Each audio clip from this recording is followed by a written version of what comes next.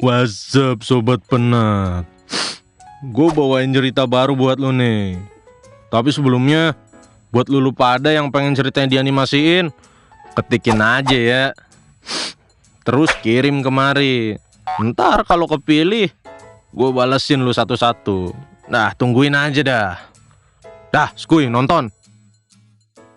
Peringatan, animasi ini dibuat dengan tujuan sharing pengalaman pribadi sang pengirim cerita.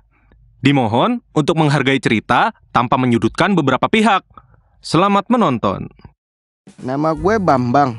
Yang jelas, gue bukan anak muda. Gue ini bapak yang early 50 tahunan. Gue harap anak gue lihat nih dan nonton video ini. Tapi kalau ditanya gaul apa enggak, ya gaul-gaul aja sih. Cuman udah bapak-bapak aja. Gue udah tua sekarang. Dan mungkin gue pengen cerita dari hati gue sebagai orang tua soal anak gue. Jadi awal mulanya gini. Gue punya anak satu-satunya semata wayang. Namanya Resti. Sebagaimana mestinya ortu, jelas gue seneng dong. Istri gue juga seneng pas tahu anaknya cewek. Biar kebayang sama background gue ini pegawai kantoran yang udah lama kerja. Orang di zaman gue tuh nggak kayak Gen Z yang sana sini pindah tempat kerja. Jadi dari awal gue kerja sampai sekarang sih masih sama. Soal jabatan ya jelas naik pastinya. Tapi dasarnya gue staff yang nggak jauh-jauh dari level senior staff. Itu pun juga udah cukup buat gue yang emang nggak ambis soal jabatan. Istri gue dulunya wanita karir, kerja jadi pegawai bank. Tapi semenjak melahirkan Resti, dia berhenti kerja dan seutuhnya jadi ibu rumah tangga. Bagi gua, keluarga dan anak nomor satu. Jadi apapun demi mereka gua akan usahain sepenuh hati. Tapi ternyata bentuk kepedulian dan kebaikan ini gak menghasilkan hal baik juga. Contohnya Resti, anak gue.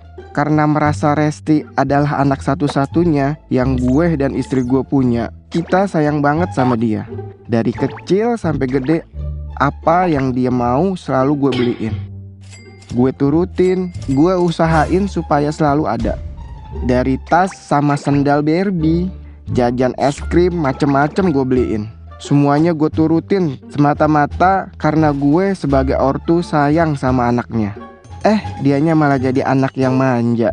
Kalau manja sesekali sih gak masalah.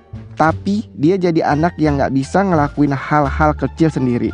Misalnya kayak makan, masa harus disuapin?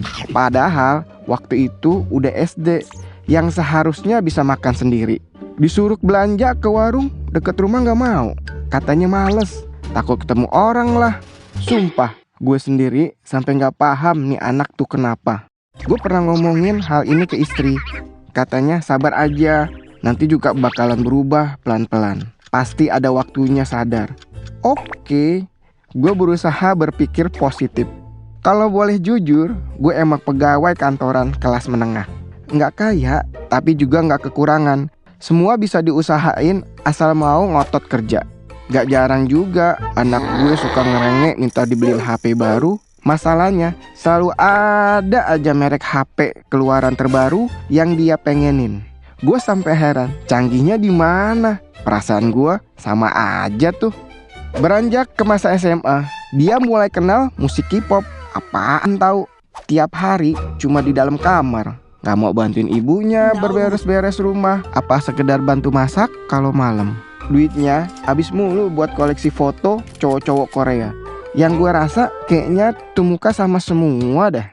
Tapi jujur di sisi lain, gue sebenarnya bangga sama anak gue. Karena dia pintar, berprestasi, sering juara kelas. Ya kadang ini yang bikin gue luluh kalau dia manja, ngerengek, minta sesuatu. Kalau bahasa anak sekarang sih katanya buat self reward.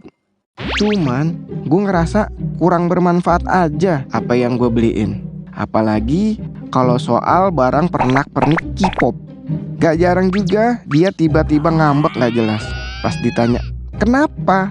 Katanya habis ribut sama orang di internet soal idolanya. Udah gak paham gue sama dunia anak gue.